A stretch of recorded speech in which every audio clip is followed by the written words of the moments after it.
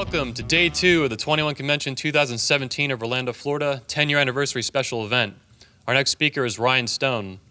Rian, as I was speaking to him, told me, and I believe him very sincerely and very deeply, that he's a good example, a great example of what the red pill can do for you as a man, as the average man, the everyday man trying to improve his life and understand women, himself, and how men and women interact. He's also a moderator at the Married Red Pill subreddit on reddit.com, the forum, and he was strongly recommended to me right off the bat by Rollo Tomasi when he was helping me build the speaker list earlier this year. Without further ado, please help me welcome Rian Stone to the stage. Thanks. Thank you. All right. Morning, everybody. Can you hear me in the back?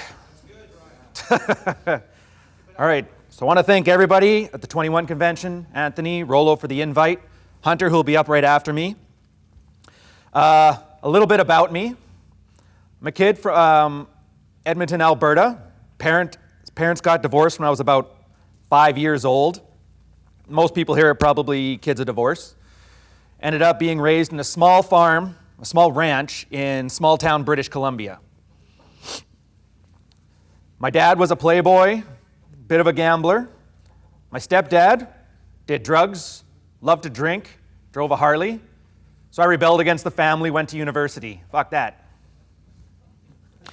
Ended up doing the life script that everybody kind of knows. Work hard, play hard, follow your passions. Didn't work out so hot. Got drunk one day, joined the Royal Canadian Navy. Seemed like a good idea. It let me follow a vision, Queen and country. Ended up settling down with a nice girl. Life was good. Hit a little bit of a road bump. I'll spare you the details because nobody likes a pity party and there's nothing more attractive than a guy who complains. Ended up doing the Google search, going, what the fuck just happened with my life? Ended up on the Married Red Pill, and a year or two later, here I am today. So the Married Red Pill and the Red Pill in general, they're really just guys swapping notes. It's a bunch of guys, they get together, they talk about the problems, the grievances they have in life, and they come up with practical solutions on how to deal with it. So I'm not here as me, I'm here as the thousands of guys over 10, 20 years, all the way back to pickup artistry in the 1980s, who put these notes together and talked about their grievances. So a little disclaimer, I'm not a speechwriter. I'm not an intellectual, I'm not a thought leader, I'm sure as fuck not a role model. I don't have a book for you to sell or a book for you to buy. I don't have a course for you to take. I'm here because I enjoy life. I enjoy the struggle. I'm here because I would rather live in a world where I know what's going on and accept it for what it is than a world where it's what I want it to be and I end up getting let down.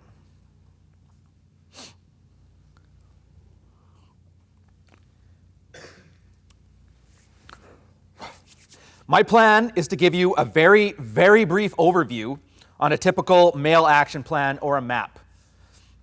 It takes about half a dozen books and approximately a year or maybe a month for every year you've been in a relationship, you've been married, to unfuck yourself.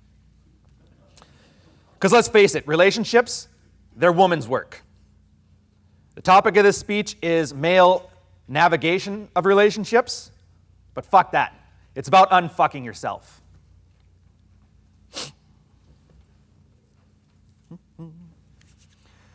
So we work with the idea, what they call apraxeology. It's simply put, you know that things are purposeful. People aren't random. Girls aren't special. You're not special. Your problems aren't unique. Everybody has them. We're shipbuilders. We're building a ship.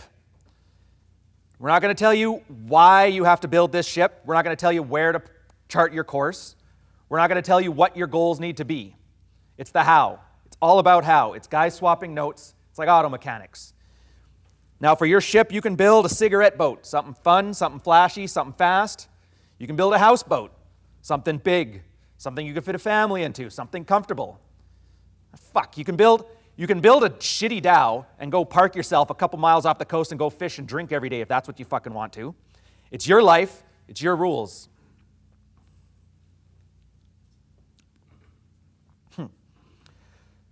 So you built your ship and you're the captain. The thing about being a captain is everything that happens on board is your fault. We have a saying we had in the military for us once we got to middle management, started getting the ODs under us. Your mistake, my fault. It doesn't matter if it's one of your crew. It doesn't matter if it's the sea. It doesn't matter if it's your own incompetence.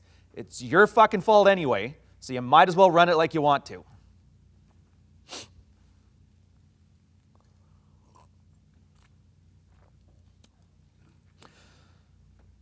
So we find when guys have hit that rock bottom moment, there's usually two generic categories of man.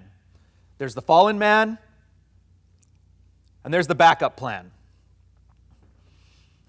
The fallen man, aka Chad, aka the alpha fucks, he's the playboy, he's the jock, he's the successful business guy, he's the guy that's good with women.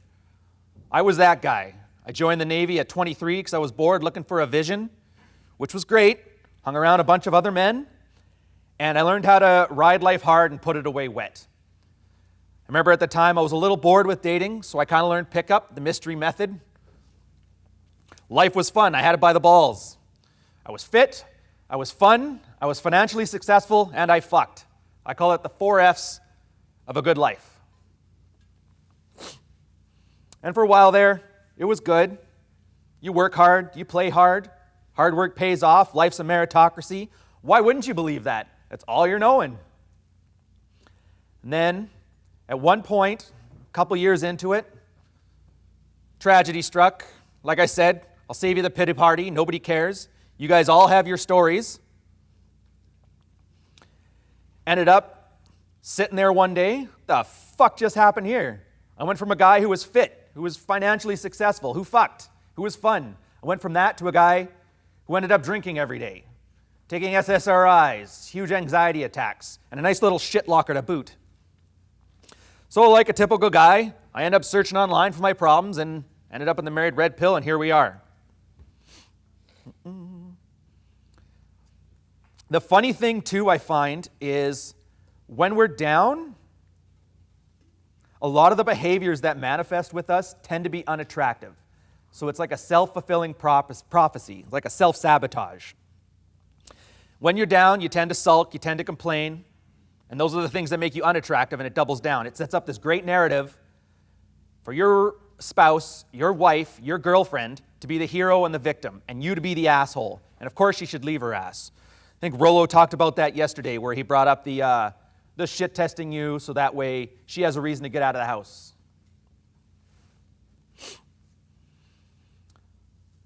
So I've said it already.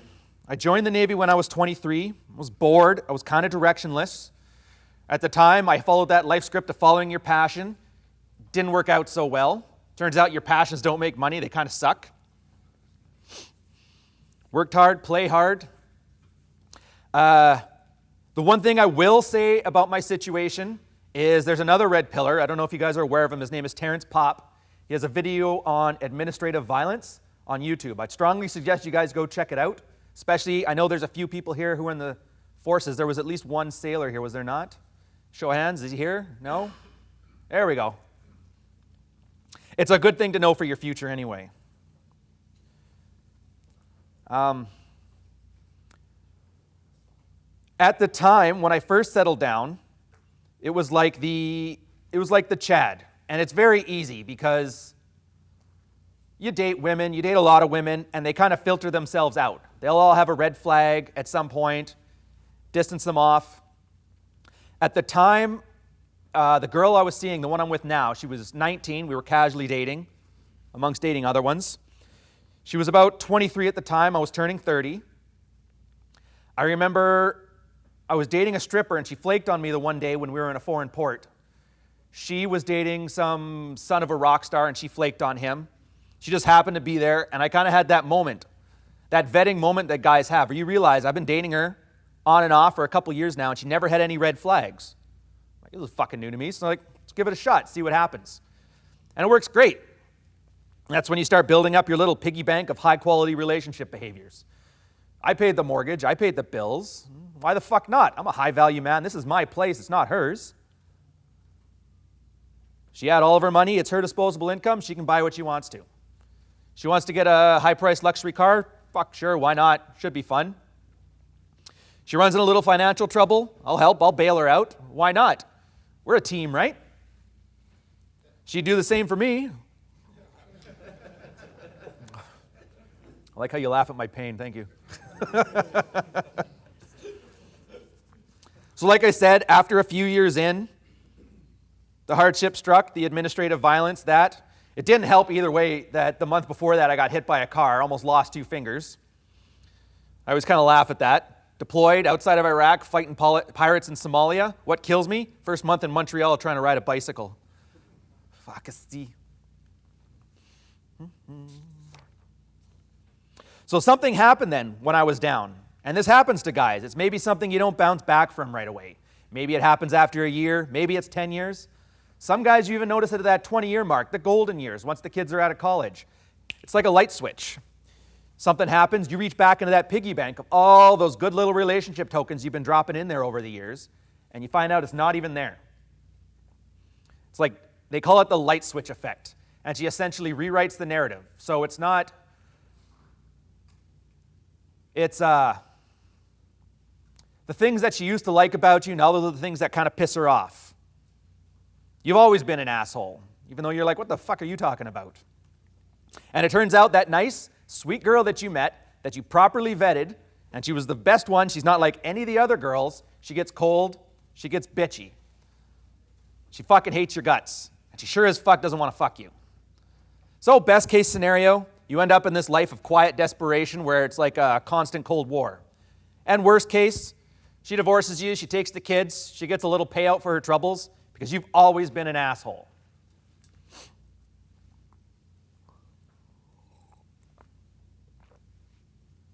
The second guy is the backup plan. The beta bucks, I call him guy as opposed to man. He's the guy who was never very successful with women. I was this guy too.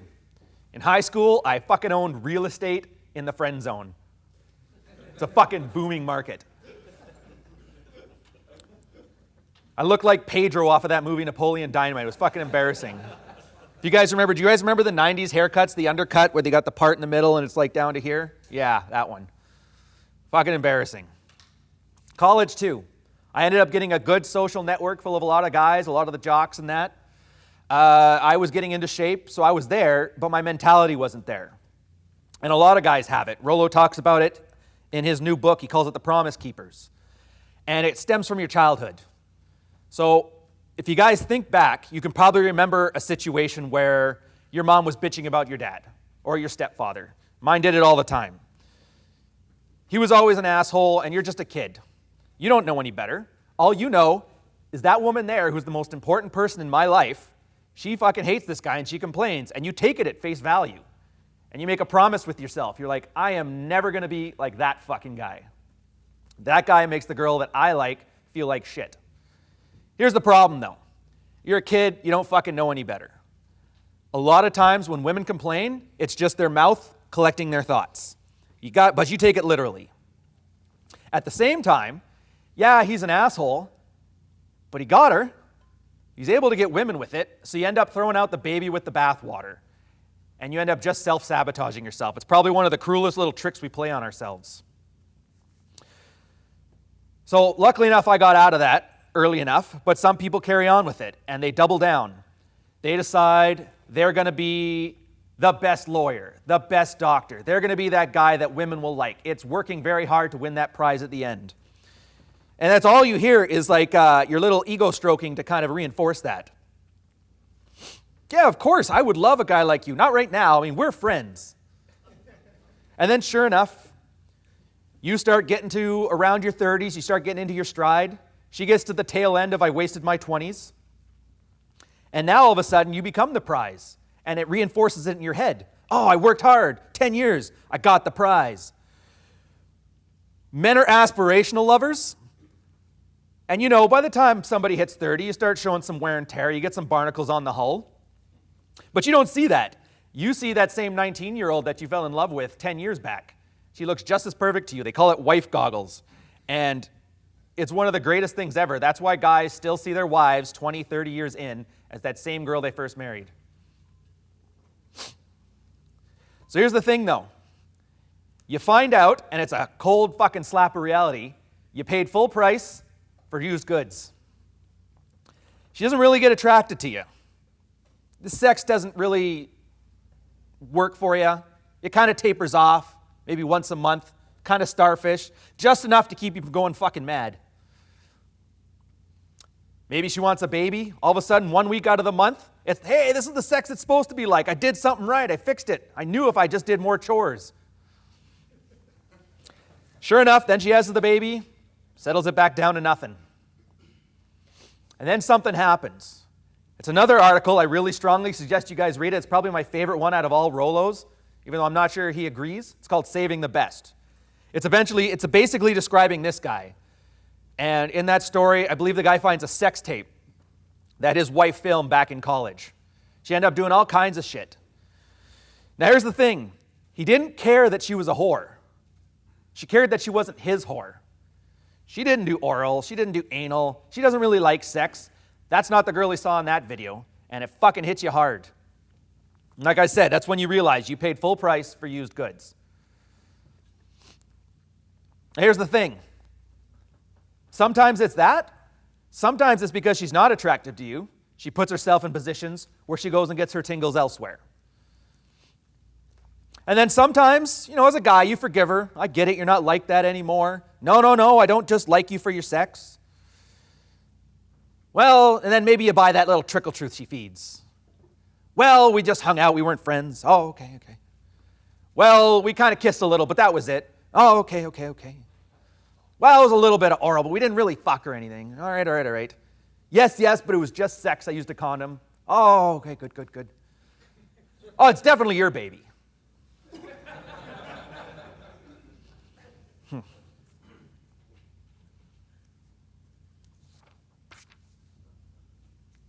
There we go. So slowly but surely, what you thought you had here, you had this wonderful life where you worked hard and you got the prize, it all comes crashing down. Suddenly, she becomes cold. She becomes distant. She starts having those girls' nights out, minus the other girls.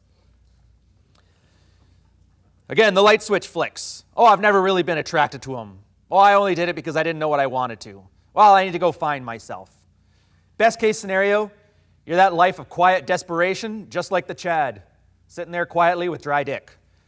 Worst case scenario, she divorces you, she takes the kids, gets a nice little payout for her troubles, because you've always been a pussy.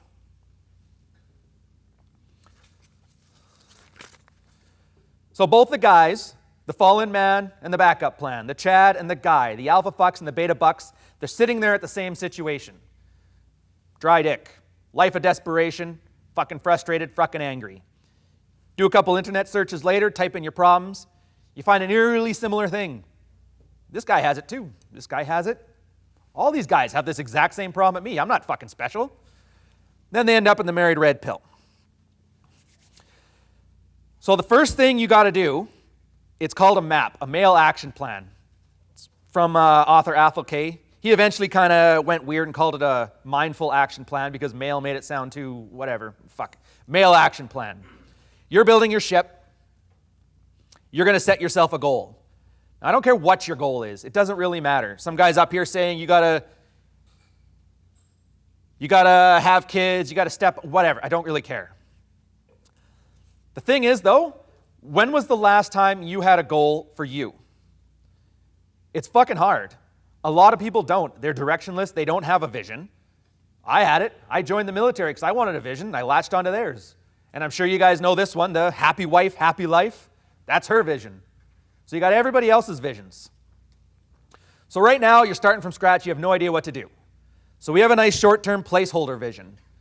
The idea is right now, you're a fuck. So fucking own it. Your goal over the next month per relationship, year, or however long it takes, is to be a high-value man. It's to be a high-value man with options. It's to be a high-value man with options that tomorrow is going to make these big decisions about what kind of boat are you building, who's going to be on board, and what course you're taking with it. You can't make these big decisions. You're in no position for it. So you're saving that for tomorrow you.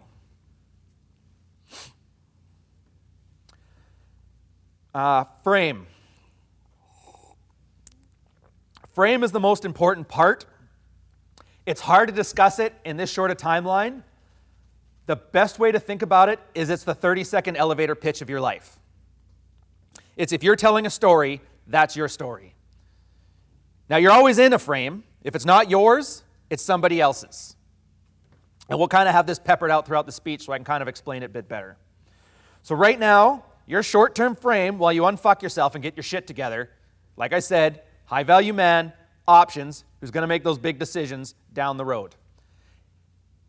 Anything outside that is amusing, intriguing, or funny. Nothing else gets inside. All right, so your relationship, that shit's over. I already told you, relationships are women's work.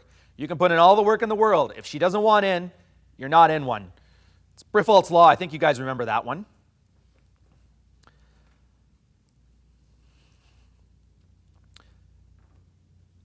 So here's the thing, too. Since you're not in a position to kick her to the curb, or you're not in a position to keep her, take advantage of what you got here. What you have is a walking, talking, bitchy, cold shit test of a woman that you can use as a sparring partner throughout your map.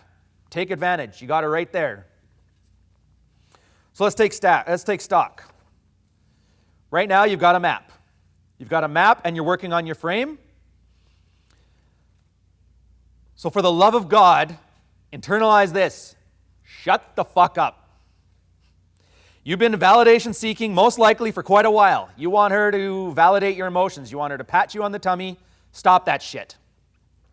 Don't tell her you're doing this. Don't tell her that you're working on being a better man. Don't say you're self-improving. She doesn't give a shit. Chances are by this time, she doesn't believe you anyway. And why would she? Because when you're up to this point, you probably haven't been doing it. So just shut the fuck up. Your cell phone. Shut the fuck up on this too. Texting is for logistics from now on. No I love yous. No hey what you doing. None of that bullshit. Logistics only. Besides, texting is autistic as fuck. It's open for misinterpretation. It's open for Asperger's. No good comes of it. Only bad comes from it. I'm sure there's tons of guys, pickup artists, whoever, that have a really good text game. That's not you. 2 rules to attraction. Be attractive. Don't be unattractive. Don't be unattractive. The second thing is DEARing. It's an acronym for defend, excuse, explain, and rationalize. These are fear-based responses that we do because we've let her be your judge for the longest time. You're validation seeking. Honey, I'm self-improving. We're going to fix this marriage. It's going to be great. You want her to tell you, that's good, boy. Give you a pat on the tummy, suck your dick a little bit. No. Dear is what happens when somebody shits on you because you've done something bad, because you've made them the judge of your life. You are your judge. You are your captain. You own the decisions. You got the consequences anyway, so you might as well do it the way you want to do it. Dearing is a fear-based response to hide that fact of you've done something bad. Besides, your woman's going to hate taking responsibility for your life anyways. Women absolutely hate it. They want a man who's in charge. All women want a man who's in charge. So there's no reason to ask for permission anyways.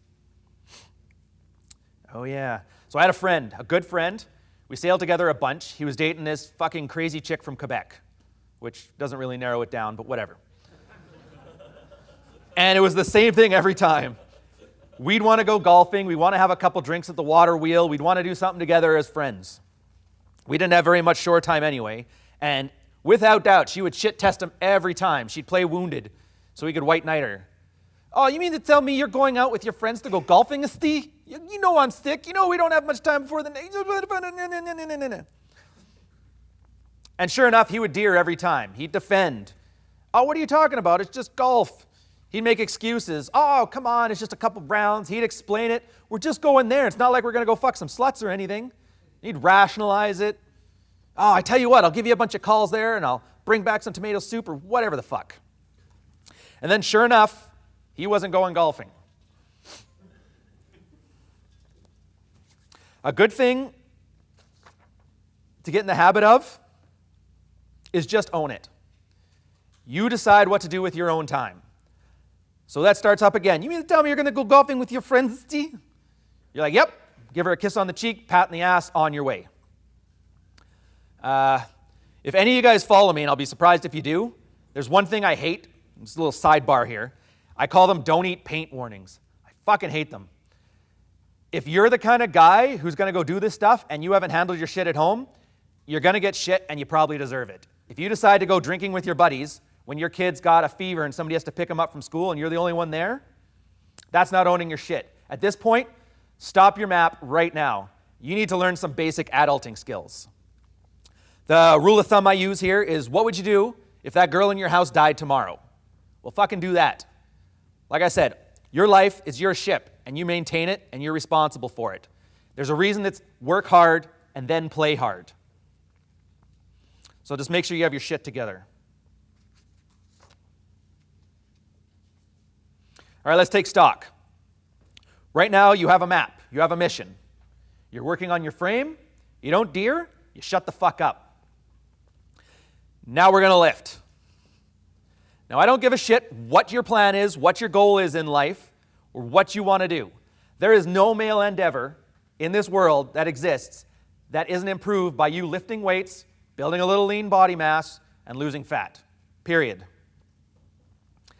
The beauty of this thing is it's the greatest way to get a nice feedback loop going. Let's say you're the beta bucks. You're the guy. You're the backup plan. You probably haven't lifted a weight in your life. You're in a short side of 40. Anything you do is going to work for you.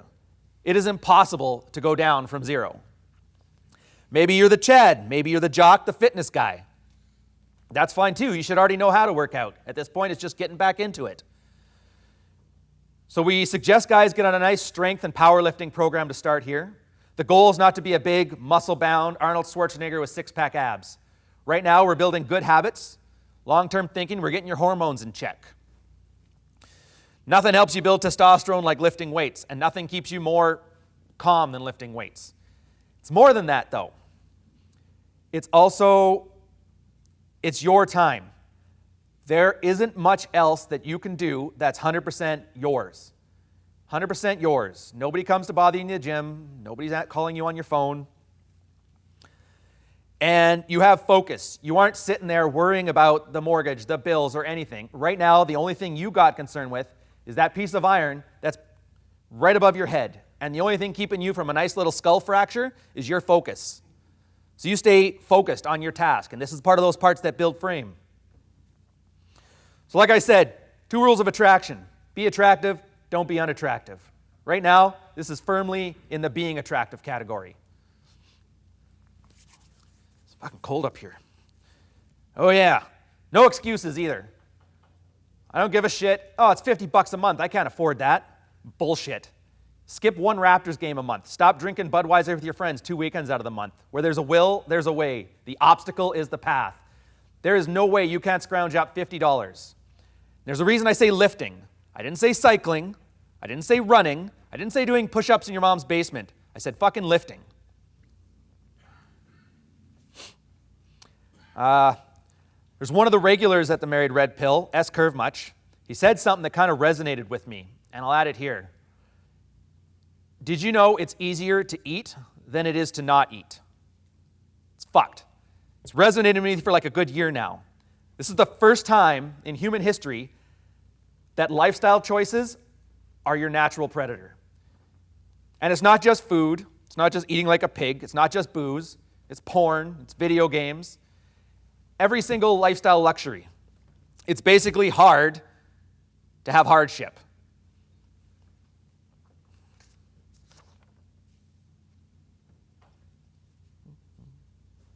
And then finally, chances are if you're in a hardship situation, you're going to have stress. Most guys have stress. It's a big thing.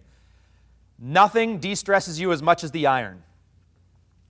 I remember when I would deploy, we were off of Somalia there. We had 1 and 2 shifts, they're called. You work from 7 till noon, 5 till midnight, or the reverse if you're on the other watch. So that's 12 hours a day right there. Add on top of that, I had an hour to shit, shave, shower, and eat. an hour again every now and then for firefighting exercises. Maybe we had boarding. I had to get on the comms and sit there for 4 hours. I basically had 4 hours of sleep a day. I couldn't even take a piss unless I cut into my sleep time.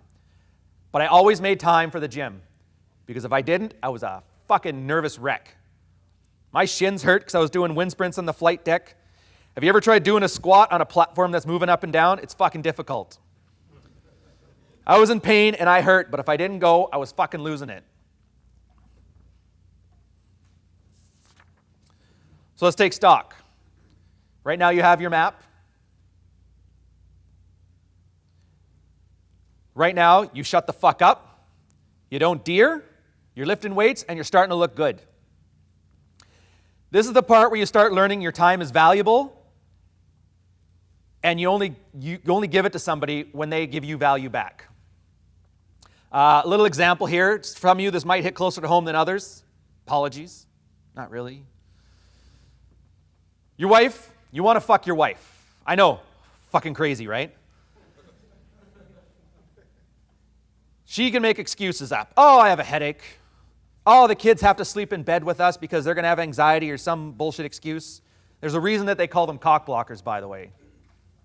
Maybe you got one of those special ones that builds the pillow fort in between the two of you.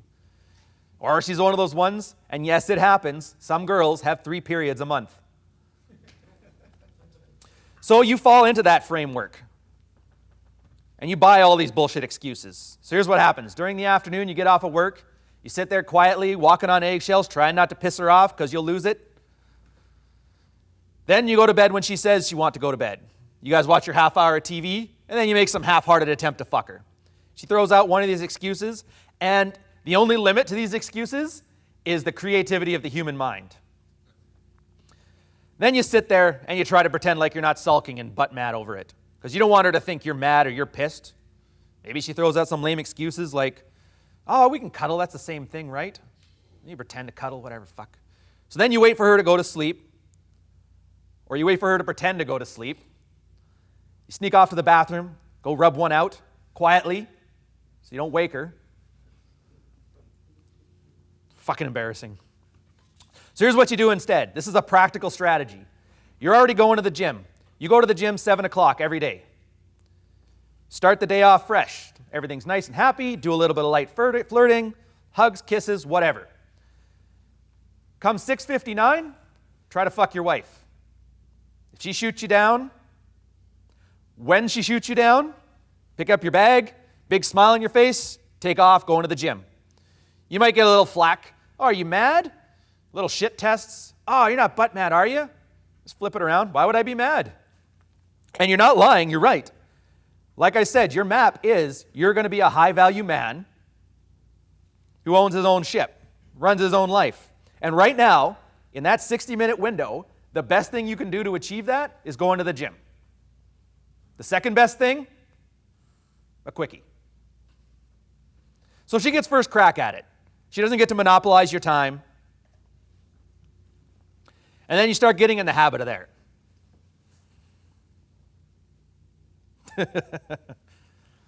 So a lot of guys kind of argue about this when you talk about removing your time and attention based on the value that you receive. They bring up kind of excuses too.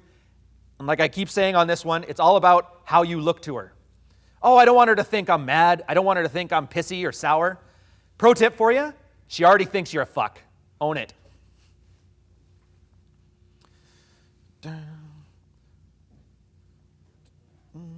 Besides, she probably did you a favor. A little bit of frustration is the greatest thing on earth to go to the gym with. You'll make your 1 rep maxes on that. Just a little bit angry. It's perfect. So I remember it was nearing the end of this map for me. We lived in Montreal at the time. And this is what I was doing. Start the day off nice, flirty, doing whatever. I can't remember the exact wording, but it was something to the effect of, there was this bar, this lounge we really wanted to go to, Le Local. Really fucking swank. I'm like, I want to go to this place. You're welcome to come along. Now, my pickup days, that was like the cocky, funny thing. But you think I'd ask her to strangle the fucking dog? Are you fucking kidding me? Do you mean that I'm just a placeholder that I can come if I want to? I want you to want me. You get the idea. I'm sure you can picture the nagging in your head. Fuck it. Put on my shoes, put on my jacket, big smile. I'm going out. I'll see you later. You know where I'll be. Left the phone at home. She probably did still complain, just like that example of the crazy French chick I was talking about earlier. I wasn't there to hear it. And I had a great time. I haven't sarged in forever. Made a bunch of new friends. Learned a lot about whiskey that night. Had a blast. Got home. I wasn't ready to go to sleep yet. So I go put my swim trunks on. I head upstairs to my rooftop, hang out in the hot tub. Turns out there was 5 young French chicks there. And they thought my shitty Anglo accent was fucking hilarious. So I'm sitting up there. I'm trying to practice my French, having a good time. At one point, she comes upstairs to give me a blast of shit for not deering, not falling into her frame. And it was the weirdest thing. You saw this snap right away. So as a man, to get people to value your time and attention, you really only have 3 tools. You have your affection, you have your attention, and you have your comfort. And none of these tools matter for fuck unless you have value. So in this case, she walked up, and that frame instantly changed. She instantly came into mine.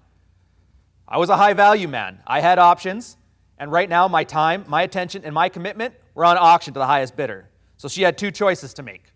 I can either step up my girl game and work to keep this guy, or I can let him go. I'll talk about it after. We don't have time for it now. It ends up into a main event. It's kind of fun. They call it the mother of all comfort tests. Anyways, but you can only go so far in a swimsuit. So at this point, you got to start dressing like you give a fuck. Let's take stock again. So you got your map, you got your direction. You're shutting the fuck up, you're not deering.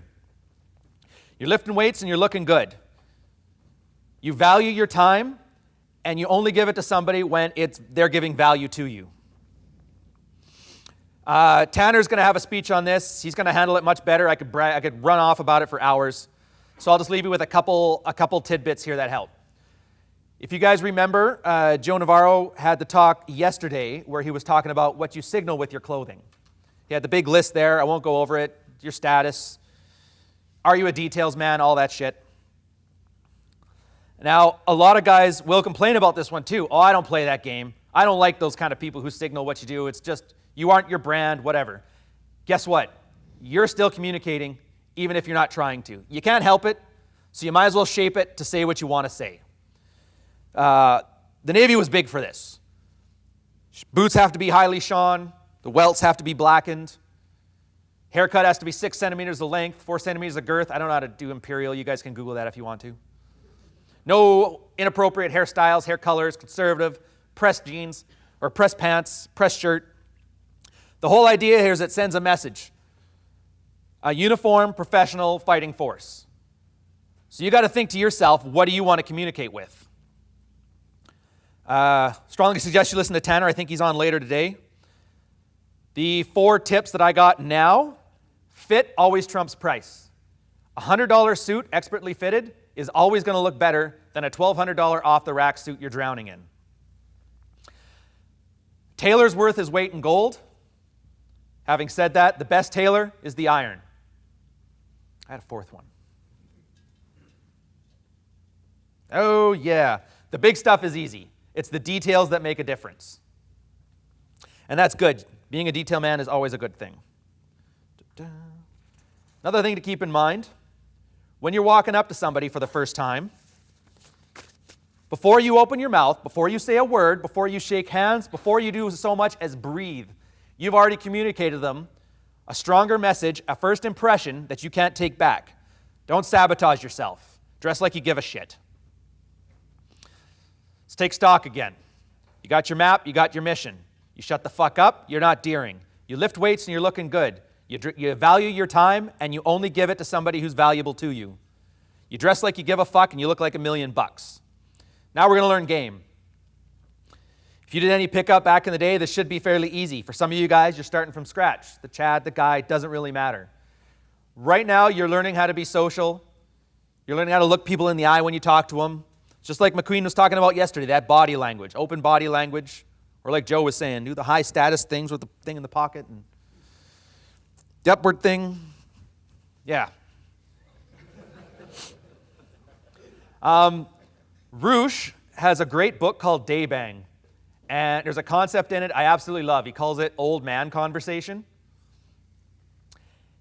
And, You can read through this. If you can too, take an improv class. It's great for this. It teaches you about open communication styles. The idea is you don't give closed questions that are yes, no. You learn to take a conversation, lead it here, there, and everywhere. You kind of agree with somebody, you amplify it.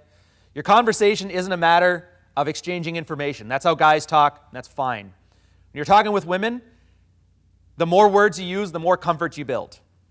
That's why they can talk about random subjects, bounce back and forth, doesn't really matter. I'll give you 2 quick examples. Picture this guy walks up to a girl, "Hey, nice shirt. Thanks. Oh, what you reading?" "A book." Oh, fucking brutal. Another example then from me. Do you guys remember when Starbucks had those pink unicorn diabetes frappuccinos? Yeah. So I'm sitting out at Starbucks by my work, just bored as fuck. And I remember there was this girl there, a cute little paralegal. Her resting bitch face was off the charts. Totally unapproachable, fucking fingering through her phone. And I think Hunter and I were talking about this earlier. People are so addicted to their phone and they're so craving of like genuine human contact. Just by opening somebody, you're probably making their day. So sure enough, I walked up. I hear those things are like diabetes in a cup. How the hell do you handle that? And it's like she lit right up. I just made her day. And all I'm doing is being social. I don't give a fuck about the cup. I don't give a shit about the drink. I've never had one. I've never even had a pumpkin spice latte. It doesn't really matter. "Oh, well, actually, it's not so bad. I just like them now because it's a limited time offer thing and I want to try it out."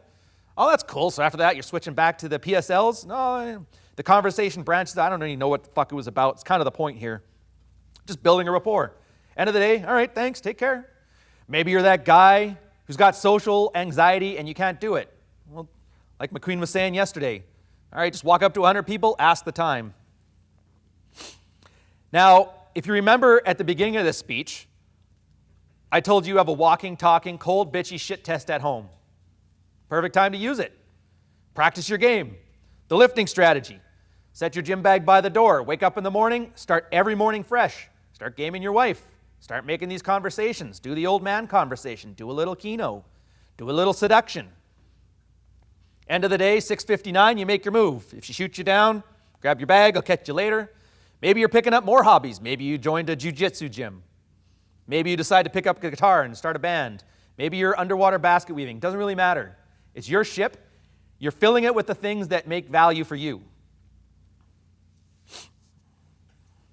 So if you remember, like I keep saying, the rules of attraction, be attractive, don't be unattractive. Right now, you're kind of working on both right now. And so you're getting progress. And a funny thing starts to happen at this point. We told you before, shut the fuck up. You can't brag about your value. There's a reason New Year's resolutions don't work.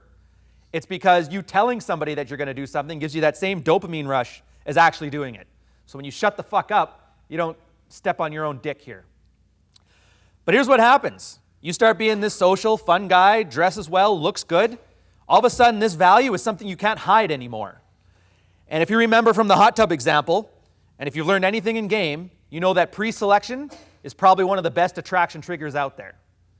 So all of a sudden, you start to have value. Women are like children that way. They don't want to play with that box of toys over there. They want to play with that toy that girl's playing with. All right, so let's take stock again.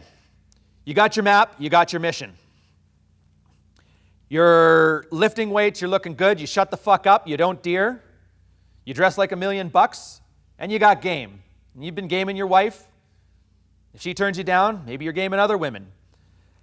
At this point, you're that high-value man we talked about at the beginning. Like I said, this usually takes about a month for every year you've been a fuck in your relationship, sometimes longer. So you're at this point where you got to start making a choice. At this point, I assume you have your own map, your own mission, your own thing you want to accomplish, your own ship, and your own course. So you give what they call the fuck me or fuck you speech. It's not a threat. It's not an ultimatum. It's just stating in plain, direct language. Hun, you do know happy couples and healthy marriages have sex, right? Hun, you do know that happy, healthy relationships involve people who can stand to be around each other and aren't constantly nagging, right? Whatever the fuck it is that you're missing, it's a matter-of-fact statement. Healthy relationships aren't with people that do this. And you leave it there. You don't nag on it. You don't harp on it. Mention it and drop it.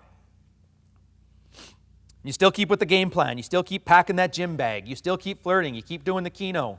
You keep building value. You keep being social. You flirt with your wife. If she shoots you down, you go to Starbucks. You practice catch and release. Doesn't matter.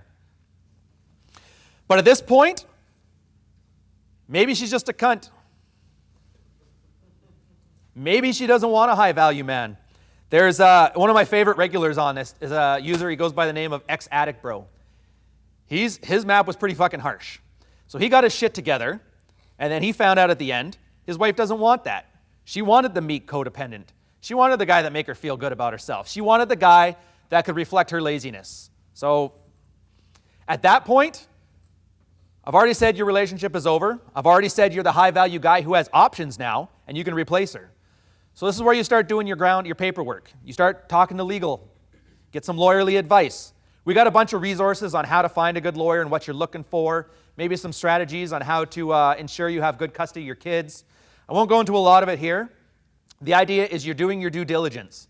You're getting to the point that you can walk up and give the fuck me or fuck you speech. You're at the point where you have your stack of divorce papers in hand and you drop them on the desk. Fuck me or fuck you. Sign this, paperwork there, dick there. And at that point, it doesn't really matter. The stay plan is the same as the go plan. If you've done this properly, and if you haven't bullshitted yourself, you can easily replace her if you wanted to. You know all your ins and outs. You've seen the worst case scenario, and you can live with that. You can always make more money. Fuck, worst case scenario, you can always make another family. I know everybody here has at least one example of some guy who divorced a girl and ended up having another family over in Chicago or, I don't know, wherever they do that now. I don't know. The second, and this is the only other don't eat Pate warning I'm going to add here, a lot of guys are LARPing this. They're faking it. They're doing it because they want to win her back. Like I said, relationships are a woman's job. They're not yours. There's nothing you can do that convinces her to be in a relationship. She has to want it, and the only way that happens is if you're a high-value man. And a lot of guys have this moment where they realize they've wasted their last year. They wasted it because they realized they were doing it all for her. And she fucking hates that. And this is validation seeking, and there's no good that comes of it. So if you're at that point, start from scratch again. Or better yet, just cut your losses. You kind of fucked it up twice now. I got nothing for you. There's another concept too, though. It gets to the point where you start having value, and she does get on board, and you kind of resent her for it. Because now she's a reflection of how shitty you used to be. They call it the 1,000-foot tow rope. So because you've shut up for the last year and just done your thing and built your value, she has to have time to catch up. Most girls are smart. Nobody jumps off a moving train, and they kind of step up their girl game. If that's good enough for you, that's fine. If not, that's fine too. All right, so this last part, and I'm adding it very briefly with a bit of a caveat, because as soon as I mention it, everybody fucking latches onto it. Some guys, they do the legal thing where they find out and maybe their options suck. Maybe they have a 100% chance of losing custody. Maybe they've done something stupid enough that in the courts, you're going to have to pay a massive alimony statement to the point where you're living in a car at the back of a Denny's stealing their Wi-Fi.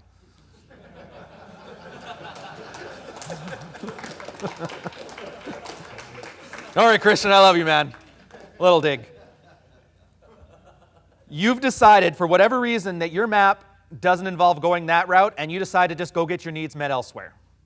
Like I said, it's your ship. You already know the consequences to your actions. You live it how you want to. So if you want to go get some strange, it's a little bit outside of my wheelhouse. I don't have the most experience with this, but a couple tips. Be discreet and give her plausible deniability. A lot of times if she really doesn't want to fuck you, but she still likes your paycheck, and you're staying together till the kids turn 18, and it's only 2 more years where you get to be that jaded cop waiting for the pension, all she needs to do is not be embarrassed by her friends and go do your own thing. So to sum up, my understanding of the red pill is it's just guys swapping notes. There's a lot of theory, there's a lot of underlying principles at work here, but at the end of the day, you're guys swapping notes with other guys, and you're building a plan, and you're actually doing shit. I want to thank everybody now for your time. We got a good 8 minutes left if you guys have any questions. Oh, yes, I'm supposed to wait for the microphone.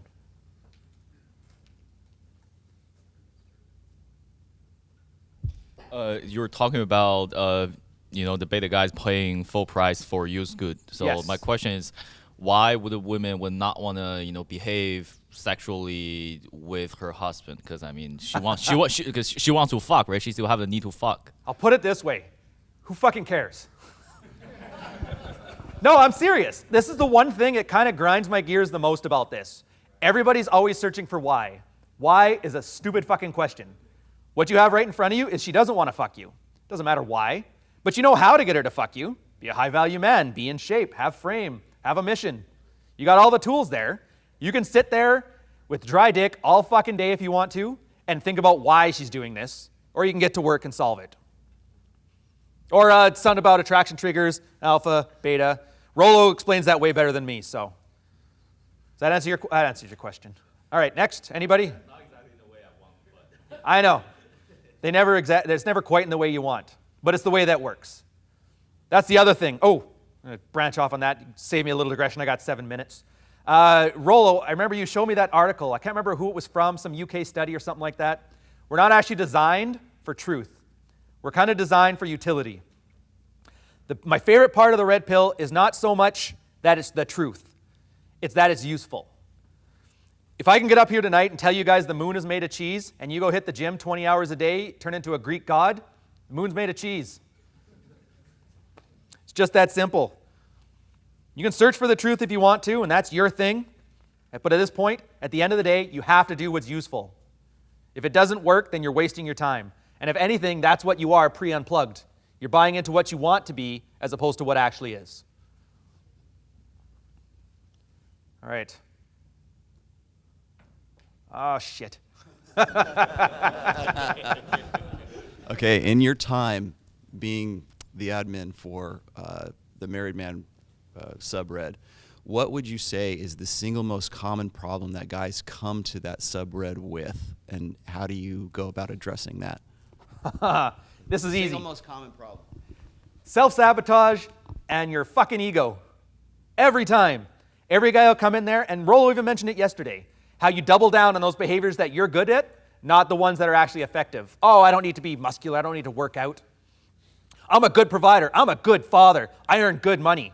Nobody gives a shit. And they come in there with that attitude, and they got to shed it. And it's really hard because your ego invested in it. Because the alternative is you have to admit for the last 10, 20 years, however long you've been building up this great beta male narrative of yours, that you've basically been fucking up. It's not lost time. There's still value there. But a lot of guys can't get past that. And as far as the way around it, I have to say my Navy training has been the best at it. You break them down. You got to test them. I think Ian Ironwood, he has a great article on the male social matrix. You kind of test a man for fitness. You prod at him. You see if you can get him to lash out, have a bit of ego. Then once he's past that, you can kind of have that bit of self-humility, and you can start getting to work. Yes. So for guys who oftentimes you hear they lack a purpose or a lack of vision, would you recommend military? The answer is yes, no, and maybe. If I was talking to myself when I joined, I would probably say yes, but it's a stopgap. I know reading a lot of that stuff from Mathis lately, your guys' new Secretary of Defense, he mentioned it as a great way to climb the socioeconomic ladder. It's got some good points. You meet with other men, you have a masculine purpose. I don't know if it's the case now. I haven't really been following the American Navy. The Canadian one's kind of, yeah. But we do have the beer machine still on board, I think. Oh no, they canceled that too. Oh yeah, fuck it, don't join. But no, it's good. You kind of learn, and you work really hard and you play hard. Nothing helps you value your time and your presence more than being out of the country 180 days a year. So yeah, I would say yes, but don't buy too much into queen or country, and it's one of those lessons you kind of have to learn the hard way. But at the same time, if you don't want to, there's tons of other ways to do it. I wouldn't feel comfortable giving a guy a map and giving him a direction. So I guess the best answer is if you say so, sure. All right. I got a question myself, actually. Oh, please do. So for the guys that don't want to join the military, what other rites of passage would you recommend? Rites of passage. You hunt a deer with a knife. Eat its heart. And then you gain its strength, the strength of deer. Oh, wait, no. Don't get the strength of deer. I should have picked a moose. Fuck.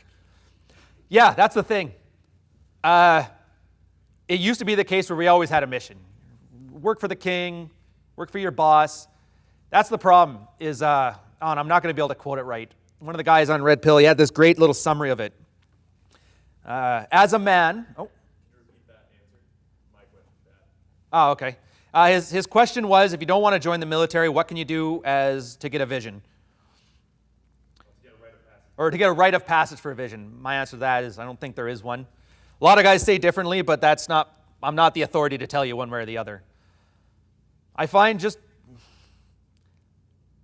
to be kind of illusion. It's a nice little framework that we have, a nice little narrative that I did this and then I become a man. At the end of the day, you're a man when you say you're a man. You're a man when you do the things that you want to do as a man. You're a man when you handle your shit. And you're a man when you have your own mission. How you get there, I wish I had an answer for you. I don't. But it's one of those things, it's like porn. I can't describe it, but I'll know it when I see it. I know it's not the answer you want, but it's the answer I got. I can see that look of dejection right in your face. Ah, fuck. All right. No.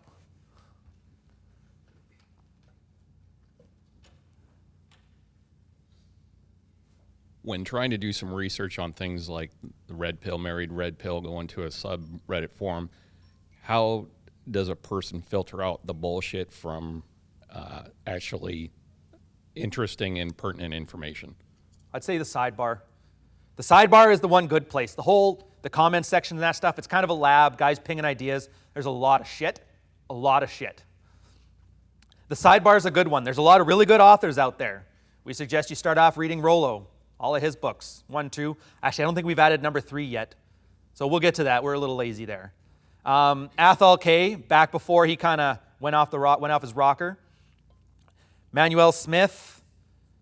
There's a lot of James Franco, Practical Female Psychology. There's a lot of stuff out there. And I say if you get to the sidebar, it at least gives you, it's the stuff that's kind of been curated over the years. So at least gives you enough of a foundation so you can see what bullshit is versus not bullshit. And we have a nice little thing, we call it an Own Your Shit weekly thread, where guys actually lay out their maps and then they swap notes with each other because a lot of times you're not seeing the blind spots. And so other guys who have had these same experiences can say, hey, I know you were saying you wanted to do strong list 5x5, maybe try an 8x3 schedule. Or maybe when you're talking to your wife like there, that looks like you're deering and you didn't know you were doing it. So it's a good way you get like immediate feedback from other guys who've had the same experience. And I found those are my 2 best ways to filter out the wheat from the chaff. Does that help? Yep. All right.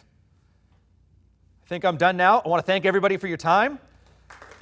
Yep. Thank you, Ron.